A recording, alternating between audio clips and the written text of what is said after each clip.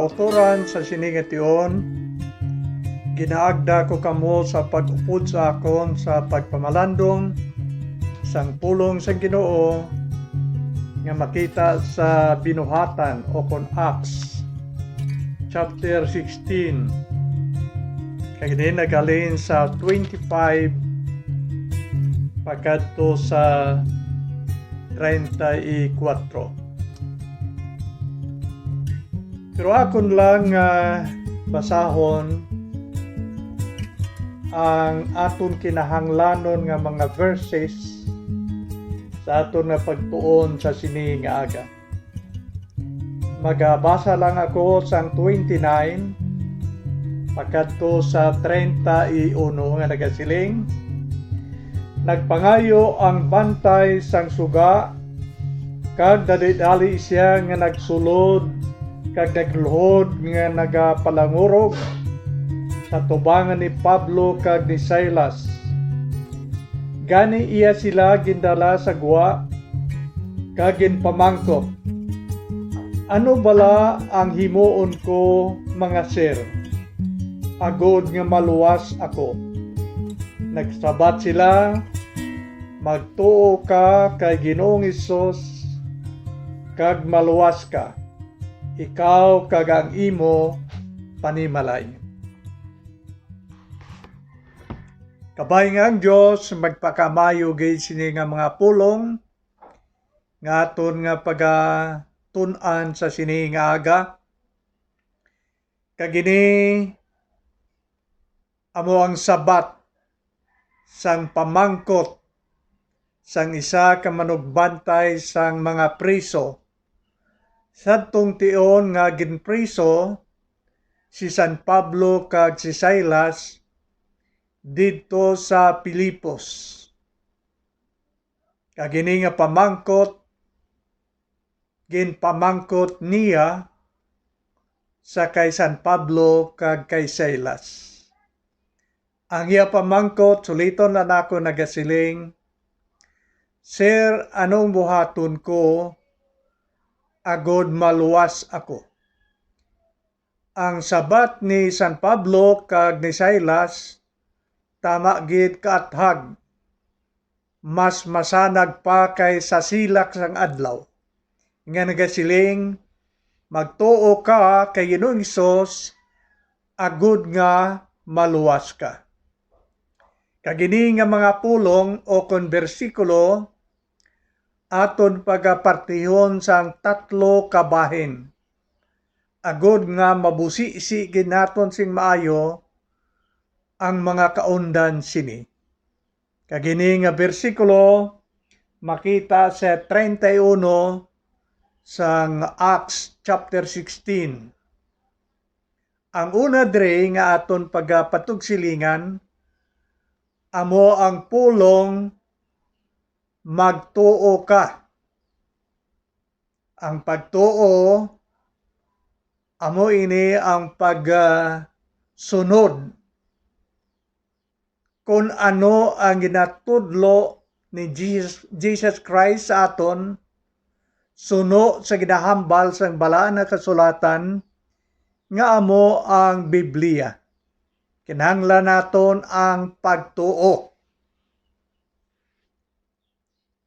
Agud nga mabuligen kita maayo, magagamit kita sang isa pagid kabahin sang balaan nga kasulatan nga naghambal na nungod sang pagtuo.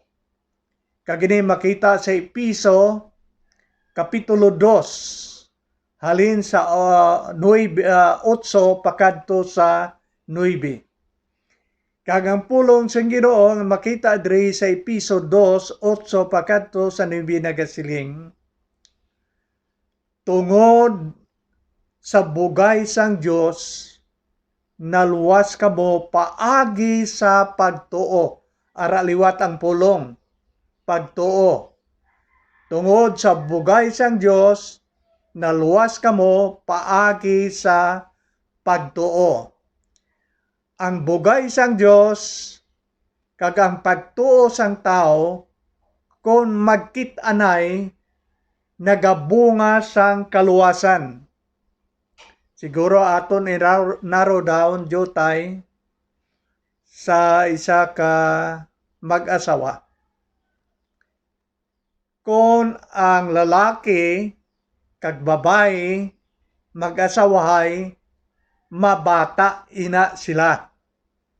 Kung mag-asawahay ang bugay sang Dios kag ang pagtuo sang tao dira sa Dios, magabunga o kung magabata sang ginasiling nga kaluwasan. Ang kaluwasan bugay sang Dios kag maangko naton paagi sa aton pagtuo kay Kristo nga aton manluwas. Pero tanaw naton maayos sinigid nga tion kung ano ang ginasiling nga genuine, ang tutuod ged nga klase sang pagtuo nga makaluwas. Kay man kadamo man sang piki o kon hindi matuod nga klase sang pagtuo. Katulad sa mga ginabakal naton, may mga piki, may mga genuine man. May piki nga sapatos, may piki nga mga bayo, de largo, kadamo sa mga piki sa kalibutan. Bisan ang pagtuo may ara man nga genuine, kag may ara man nga piki nga klase sang pagtuo. Ang genuine lamang nga pagtuo kay Kristo amo ang makaluwat sa aton. So ano ang genuine nga pagtuo? Agod mabal-an naton ini kag mapatyagan naton kung bala ang aton pagtuo kay Kristo isa ka genuine o kung matutuod nga sahi sang pagtuo. Mga utod amo ining plastada. Ang genuine nga pagtuo inupdan sang paghinulsol sang aton mga sala. Kung ang isa ka tawo magasiling nga nagatuo ako sa Dios pero wala siya nagahinulsol sa iya sala, ang iyang pagtuo piki, hindi genuine. Kaya man ang genuine nga pagtuo inupdan sang paghinulsol. May mga grupo sang mga tao sang una panahon ni Jesus Christ nga nagpalapit sa iya kag nagpamangkot kay na may nabalaan sila nga aksidente nga natabo dito sa Galilea.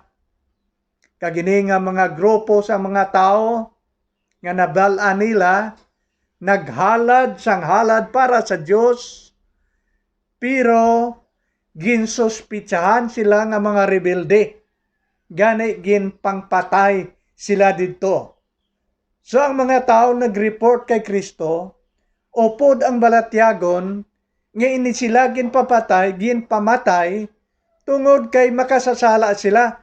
So nagkadto sila kay Jesus Christ, kag didto nagpamangkot sila kay Kristo, nag-report sila sa dako nga hitabo, pero si Kristo naghambal siyang matag sa ila. Okay, hindi kamo maghuna-huna nga ini sila ginpamatay tungod kay makasasala sila, labaw sa mga tao nga iban nga nag-star dito sa Galilea. Sila ni Kristo kung hindi kamo maghinulsol sang inyo mga sala, magkalapatay man kamo dira sa inyong sala. So ari ang pulo ng paghinulsol. Ang paghinulsol ginhambalan akon sang una, pero akon lang liwaton, suliton ko lang subong para nga aton gid ni mahuptan magpenetrate sa aton mga balatyagon. Ang paghinulsol amo ang pagbiya gikan sa sala kag pagbalik sa Ginoo. Talikdan imong biyaan, imong kalimtan ang pinalangga nimo kag nakon nga sala kag magdangop sa Ginoo. Amo ina ang matudtuod nga paghinulsol. Siling sang Dios, siguroa, be sure that your sin will find you out. Kaya kung kaisa kita tama ka clever nga mga tao, tama kita ka maayo, mapino, maghimo sang paagi, agod nga hindi kita madakpan sang aton mga sala. Kung ang mga lalaki, mga banay may bisyo, tama sa ila ka clever, agod hindi madakpan sang ila panimalay. So kadamo sa nagahimo sang sala nga wala nadakpan, ara man gyapon sa guwa, way na preso, tungod kay tama sa ila kaalam nga may ngita sang paagi agod nga hindi sila madakpan. Pero ang Bible iya nagahambal gid nga siguroon gid naton nga madakpan kita gihapon kay ang Dios iya wala sing natago sa iya. Humlad ang tanan naton nga mahinimuan sa tubangan sa Ginoo. Amo na ang Numbers 32 versikulo 23 nagasiling nga sigurado gid nga madakpan kita sang Ginoo kay nakakita siya kag nakahibalo kung ano man ang aton mga ginahimo. So hindi ka magbatyag nga okay lang maghimo sang sala. Anyway, why man sinikaybalo? May nakaybalo ang Dios. Nagasiling siya, sigurado gid nga badakpan masapuan kita dira sa aton mga sala. So amo ni nga ang Bible nagatudlo sa aton nga dapat naton hinulsulan ang aton mga sala. Kay man kon maghinulsol kita sang aton mga sala, nagapasalig ang Dios nga patawaron niya kita sang tanan naton nga mga sala kag tinluan niya ang aton kabuhi sang mga sala nga aton mga nahimo. Kag ang ikadua nga nagahatag sa aton sing tanda agud mabal-an naton nga ang aton pagtuo genuine amoy niyo.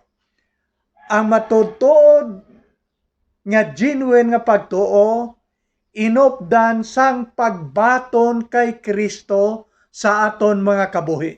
Susulito nakon ang isiling nakon kaina, kung ang tao magasiling nga nagatuo siya sa Dios pero wala man siya nagahinulsol kag wala man siya magbaton kay Kristo sulod sa iyang kabuhi, ang iyang pagtuo piki hindi genuine. Kay man ang genuine nga pagtuo inopdan sang pagbaton kay Kristo sulod sa aton mga tagipusoon. Sang pulong baton amo na nga kalabanan mabatian naton sa mga manugwali nga dapat batonon naton si Kristo. Aton na memorya kag tama sa aton ka familiar sang ginatudlo sang John chapter 3 verse 16. Ano ang ginasiling sang Bible? Kay ginhigugma gid sang Dios ang kalibutan sa bagay nga ginhatag, ara ang pulong hatag. Sa bagay nga ginhatag niya ang iyang bugtong anak. Kung kaysa ang aton nga pagmemorya sang John 3:16 hindi insakto. Ang aton kung kaysa ginahambal nga John 3:16 nagasiling ginigugma gid sang Dios ang kalibutan sa bagay nga ginpadala niya ang iyang bugtong anak. Hindi padala ang ginahambal da, hatag. Ang iban iya nga mga bersikulo sang Bible amo na ginpadala. Pero kung John 3:16 ang pahambalon, ang iya ginhambal sa aton amo nga ginhatag niya that He gave His only begotten Son. And that is Jesus Christ. Tudunuan nato ng pulong, ang eksakto nga pulong hatag, hindi padala, kundi hatag. Now, ginpadayon sang Dios sa pagtudlo sa aton, kagini makita naman sa John chapter 1 verse 12. Ano naman ang gisilingdra? Siling sang Bible mayara gid man nga nagbaton kay Kristo, aran man ang pulong baton. Sa John 3:16 hatag. ang John 1:12 baton. Kag siling niya di, sa tanan nga nagbaton kay Kristo, hatagan siya sing otoridad o kon katungod nga mahimo nga anak o kon mga anak sang Dios. Ang Dios may bugto nga anak. Ang tanan nga magtuo kay Kristo mahimo nga mga anak sang Dios. So lain may ang bugto nga anak, lain man ang mga anak sang Dios. Kitaya nga nagtuo kay Kristo nahimo nga adopted children of God. Okay? So ari tingbo naton. Kay ginhatag sang Dios ang iya bugtong anak, ang aton himuon batonon naton sa aton mga tagipusoon. Hatag kag baton, ang aton bahin pagbaton sang ginhatag sang amay nga manuluwas nga amo si Kristo. Karon kung wala naton ginbaton si Kristo, ang ginawakal naton nga pagtuo hindi genuine, hindi makaluwas sa aton. Ang siling sang Bible, dapat kita magtuo kay Kristo sang genuine nga pagtuo.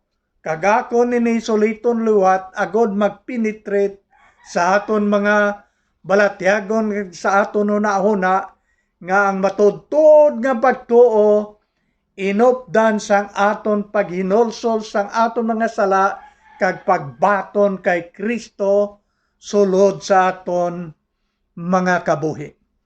Now, agod nga mabuligan pagid kita kay ini amo ang labing importante nga kamatuoran kag bagay para sa aton. Kay man ang Bible nagatudlo na nga daan sa aton nga nagasiling ano gid bala ang kapuslanan sa isa ka tawo nga bisan maangkon paniya ang bug-os ng kalibutan kung madula man lang iya kalag o kung hindi man lang siya maluwas. So ini tama gid ka importante. Agod nga aton gid ini makuha ang punto nga natudlo sang Bible. Katulad ini si Kristo nga nagatindog sa puwertahan sang imo balay kag nagapanuktok. Kag kung ikaw makabati sa sulod sa imong balay nga may nagapanuktok ng bisita, ikaw amo ang maabri sang puwertahan sang imo balay. Hindi ang bisita amo maabri kag magdiretso sulod. Kung muna ang himuon sang bisita mo, hindi na mayo nga klase sang bisita. Wala na siya batasan. Ang mayo iya nga bisita, manuktok si anay, kag hulaton niya, nga abrihan sang tagbalay, kag pasudlon siya. Ang siling sang bala na kasulatan, amo man sini sa Revelation 3:20. Siling sang Bible, siling ni Kristo, tanawa, ako nagapanuktok sa diin sa puwertahan sang imo tagipusoon o kon kasing-kasing. Kag kon may nagapamati sang akong tingog, siling ni Kristo, buksan niya ang puwertahan kag siya magasulod kag magaupod siya fellowship sa sina nga tao nga nag-abre kag nagpasulod sa iya. So diin siya nagapanuktok sulod sa aton kabuhi. Hindi siya amo ang mag-abre, ikaw amo mag-abre sang puwertahan sang imo kabuhi kag pasudlon mo siya. Batonon mo siya, amo ng termino. Pagbaton nimo siya, siya magaupod sa imo. Kung sa aton pa, pagbaton mo siya, hatagan niya ikaw sang kaluwasan sa imong kabuhi. Pero tanaw naton iniising maayo. Kung ang imo edad subong 20 anyos na, kag wala mo ginbaton si Kristo sulod sa imong tagipusoon, 20 anyos na nga nagapanuktok siya, nga ginpasagdan mo lang, kag wala mo man siya ginpasulod. Kung ikaw abi magbisita dito sa imong abyan, kag manukto ka sa purtahan sang balay sang abyan mo, kag magpabungol-bungol siya sa sulod, nga daway lang makabati sang imo pagpanawag kag pagpanuktok. Pila ka oras ka dito matindog sa purtahan sang balay sang abyan mo? Pila ka oras ang paabot mo ayhan ang pasensya mo? Tubtob nga barihan ikaw. Makaabot ayhan 2 ka oras. Tiner mo to? Siguro, way pagani, 30 minutos. Masunggod ka na, kag magpuli na lang. Kag maggumod-gumod ka magsiling, way batasan nga klase tao na. Nagapanukto ko, way gid siya. Mag-average ang purtahan, kag pasudlon ako. 30 minutos lang.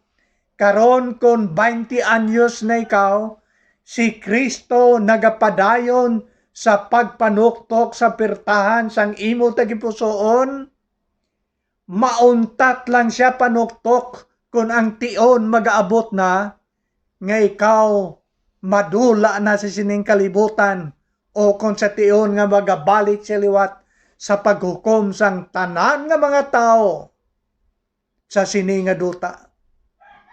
So tanaw nimo kung daano ka mapasensyoso sa Ginoo sa imo kag sakon. Kag karon amo na ining tion nga dapat pamatian naton, nagapanawag siya, nagapanuktok siya, ikaw amo mag-abre sa purtahan sang imo kabuhi kag pasudlon nimo siya.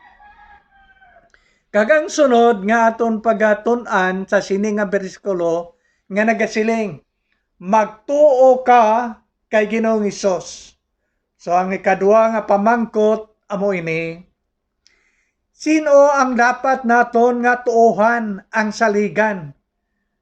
Ang primero iya amo, ano ang buhaton naton agod maluwas na sabat na naton? Ang makaluwas amo ang pagtuo, ang genuine nga pagtuo. Ang sunod nga pamangkot, ti sino ang aton tuohan? Ang siling sa bersikulo, magtuo kita kay Ginoong Hesus Kristo. So ang aton pagtuo, ipatuhoy naton dira kay Kristo. Hindi kay bisan sino lang ang aton tuohan. Ang ginahambal nga matag kay Kristo. Wala nagsiling, sige tuo ka kay bisan sino lang, agod maluwas ka. Hindi, magtuo ka kay Ginoong Hesus, agod nga maluwas kita. Nga sa iya gid, nga kay Kristo gid. Kay man si Kristo lang ang ginpadala sang Amay sa idalom sang langit, kag sa ibabaw sini nga duta, diin kita makaangkon sang kaluwasan sang aton mga kalag. Kagamuni ang ginambal sang Acts chapter 4 verse 12. Wala na sing iban nga ngalan nga ginpadala ang Dios sa idalom sang langit, kag sa ibabaw sang duta, diin kita magkalaluwas. Wala na si iban. Luwas kay Kristo, wala na sing iban. Kundi, kung amo sina, ipatuhoy naton ang aton pagtuo dira kay Kristo. Kung may iban ka pa iya nga ginatuuhan, dapat imo na lisoon. Kay ang ginatudlo sa aton sang Bible, amo nga si Kristo lang. I-focus mo ang imong hunahuna dira kay Kristo. Siya lang ang aton manuluwas, kag wala nang singiban, kay man nagkapadayon sa pagtudlo sa aton, nga si Kristo lang amo ang author kag finisher sang aton nga pagtuo. Siling niya, itulok, hindi pag-ibulag ang imong mata dira kay Kristo, looking into Jesus, for He is the author and the finisher of our faith. Ang aton pagtuo, dira na sandig, dira naghalin sa iya, kag dira man magatapos sa iya. Sa bagay, ang ginsiling niya, magtuo ka dira kay Kristo, kay siya ang sadsaran sang aton nga pagtuo. Kagini nga Kristo, amo lang ang bugtong nga persona nga naghalad sa iya kabuhi sa cross para sa aton. Wala na sing iban. Siya lang. Amo na yung nasiling sang Bible sa aton, siling niya, samtang sa mga makasasala pa kita, si Kristo naghalad sa iyang kabuhi sa cross para sa aton. Di nga magdangop pa kita sa iban, kay si Kristo man lang ang nagpingin matay, agod matigayon ang aton kaluwasan. Ginhalad niya ang kabuhi sa cross, agod nga mangintalo sa aton, kay kita tani ang ihalad to, ang ilansang to, kay kita may sala. Pero ang mataro nga wala sing sala, gintalo sa aton nga mga tao nga makasasala. So mo nang kabangdanan nga nagsilinggid ang Bible, magtuo ka sina nga Kristo, kay amo lang ina ang ginhatag sang amay sa aton, agud maluwas kita, kag siya man lang ang nanginmatay sa aton, agud nga matigayon ang aton mga kaluwasan. Mahitabo nga dito sang una, panahon nila ni San Pablo sa simbahan sang Corinto. Nag-ilinaway ang mga membro dito sa simbahan sang Corinto. Kaya mga membro dito, lain-lain ang ginapatuhoyan nila sang ila pagtuo. Hindi na bugos kay Kristo. Kagini makita nimo sa 1 Corinthians chapter 1 verse 12. Kagin padayon ay nahambal ni San Pablo sa chapter 3 sa 1 Corinthians verses 4 pagkadto sa 9. Nabatian ni San Pablo nga mga membro nagasiling, ako iya, paborito ko si San Pablo. Ang siling sang iban nga mga membro sa Corinto, ako iya kay Apolos. Buto siya kay Apolos. Dito niya ginpatuhoy ang pagtuo kay Apolos. Siling sang iban nga mga membro, hindi ako iya kay San Pedro. Buto siya kay San Pedro, kag dito niya ginpatuhoy ang iya nga pagtuo kay San Pedro. Mayo lang kay mag-iban iya nagsiling, ako iya kay Kristo. Mayo kay may nagbuto man kay Kristo. Pero si San Pablo nagsabdong sa ila. Siling ni San Pablo sa mga membro sa iglesia sa Corinto, siniya, sinogid bala si San Pablo? Sinogid bala ako? Si San Pablo, siling niya. Sinogid bala si Apolos? Sinogid bala si San Pablo o si San Pedro? Kami mga alagad lang sang Diyos. Ako, si San Pablo, ang nagtanom. Si Apolos, amo ang nagbunyag, pero ang Diyos amo ang nagpatubo. Si Kristo amo ang nagpatubo sang tanom, hindi si San Pablo, hindi man si San Pedro, hindi man si Apolos, kundi si Kristo.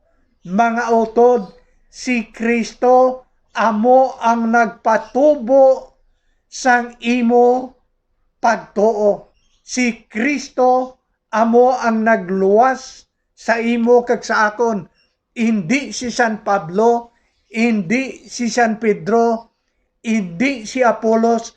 Sila mga alagad lamang sang Dios. Ang mga tao nga nagatudlo, nagaalagad sa Ginoo, hindi manluluwas. Ako hindi makaluwas, hindi magani ako makasarang magluwas ang akon kagalingon. Ang ginarekomendar nakon nga makaluwas sa imo kag sa akon, amo si Kristo. Wala sing tao, bisan ano ka Diyos nun sa iya, nga makaluwas sang imo kag akon kalag. So amo ini nga ginaatag diya diri ginatudlo sa aton nga nagasiling, kung kaluwasan ang paghambalan, magtuo ka kay Ginoong Hesus Kristo. Hindi sa tinuga, kundi sa manunuga nga mong Diyos nga naghalad sa iya kabuhi para sa aton.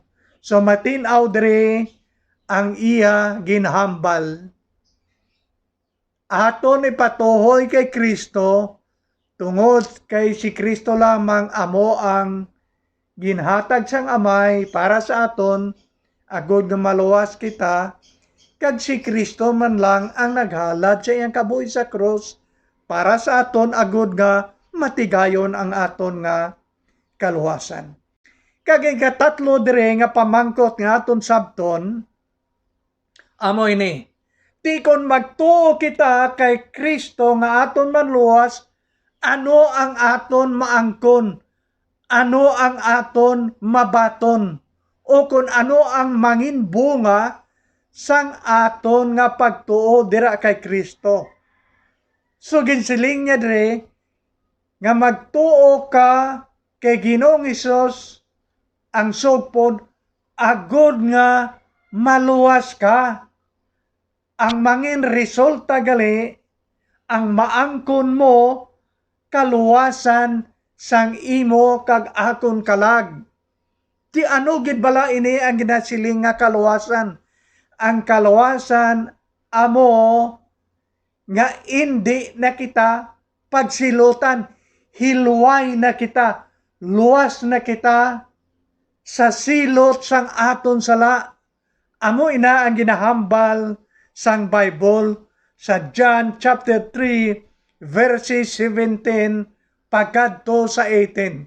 Siling niya, wala na sang silot sa mga nagatuo kay Kristo. Wala na. Ang silutan lamang sang Diyos, amo ang mga tao nga wala nagatuo kay Kristo. Nga tungod kay wala man sila nagtuo kay Kristo, there will be no condemnation sa mga nagatuo. Pero sa wala sang nagatuo, ti silutan. So ang ginasiling, agod maluwas ka, so aton pa, why na silot? Hiluway ka na, luwas ka na sa silot sang imo sala. Kung ikaw nagtuo kay Kristo, ang manginbunga kaluwasan. Ang dugang pagid nga mga bersikulo nga naghambal sa aton amoy ni. Kung ang anak sang Dios magahilway sa imo, then suno sa ginahambal niya, ikaw tao nga manginhilway na, wala na sang silot para sa imo kag para sa akon. Hilway na. Ti kun hilway na o kun luwas na, ano ang aton mabaton halin sa Diyos kay ti wala naman silot. Ang ginhatag niya sa aton, imbis silot sang sala, iya kita hatagan sa ginasiling, kabuhi nga wala sang katapusan. Eternal life. bugay ina sang Dios kay kita nagtuo kay Kristo. Di naglibog pagid gani ang aton ulo. Ang ginapalibugan naton amo ni pila ni katuig ang eternal life. Para sa imo pilagid katuig ang eternal life. Eternal life gani ti wala sing katapusan eh. Ti paano mo na mag-isip ya kay wala sing katapusan. Ang ihatag sa aton kabuhi nga wala sing katapusan.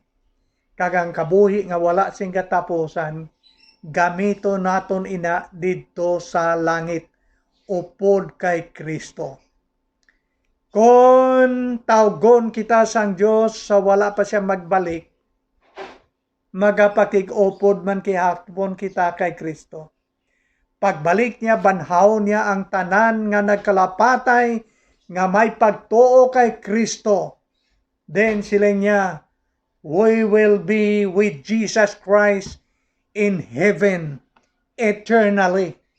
Magapakig-upod kita kay Kristo sa wala sing katapusan, kay ang ginhatag man niya sa aton, kabuhi man nga wala sing katapusan.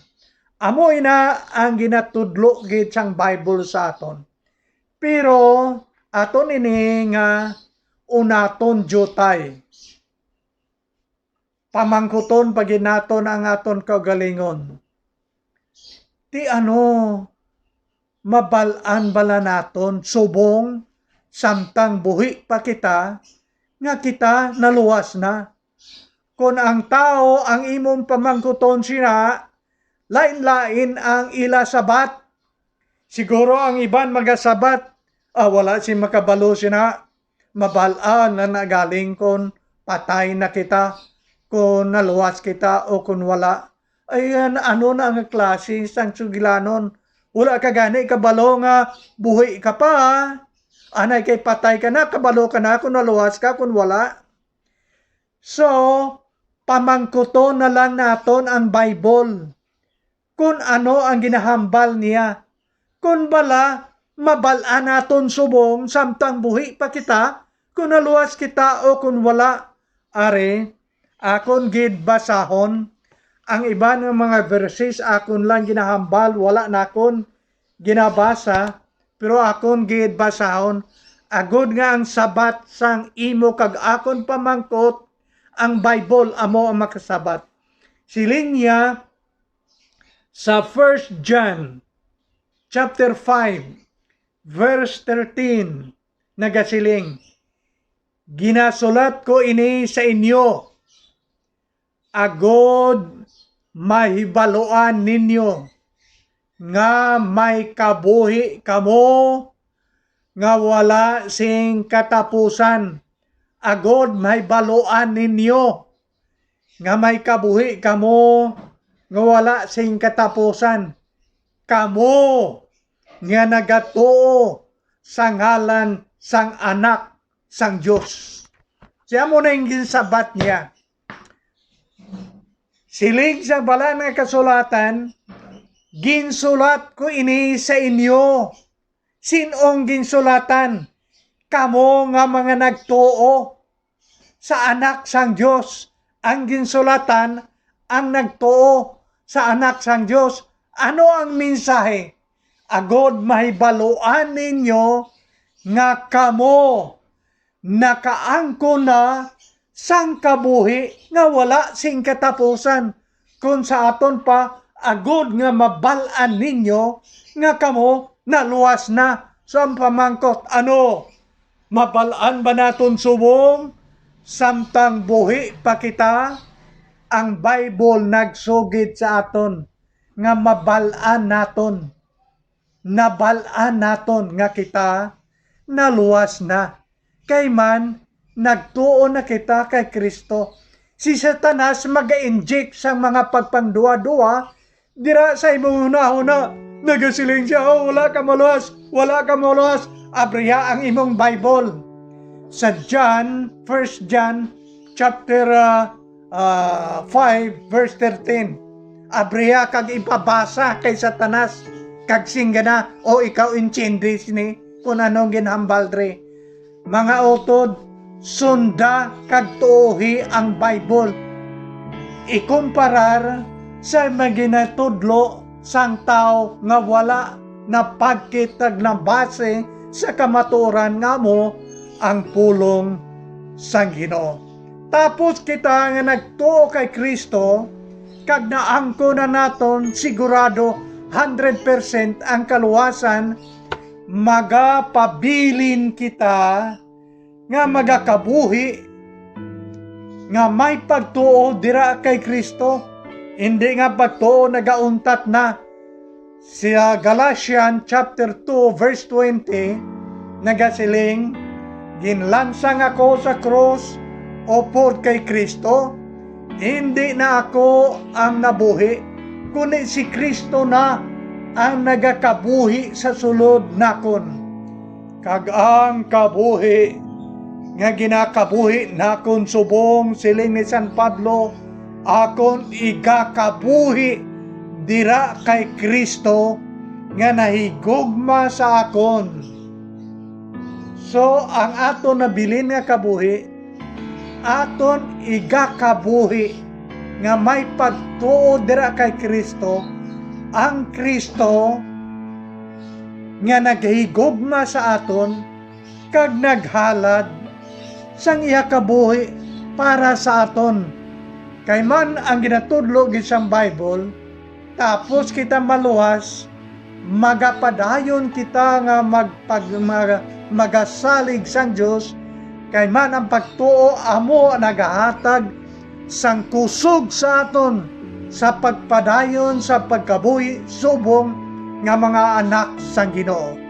Kaya ang Hebrews chapter 11 verse 6 nagasiling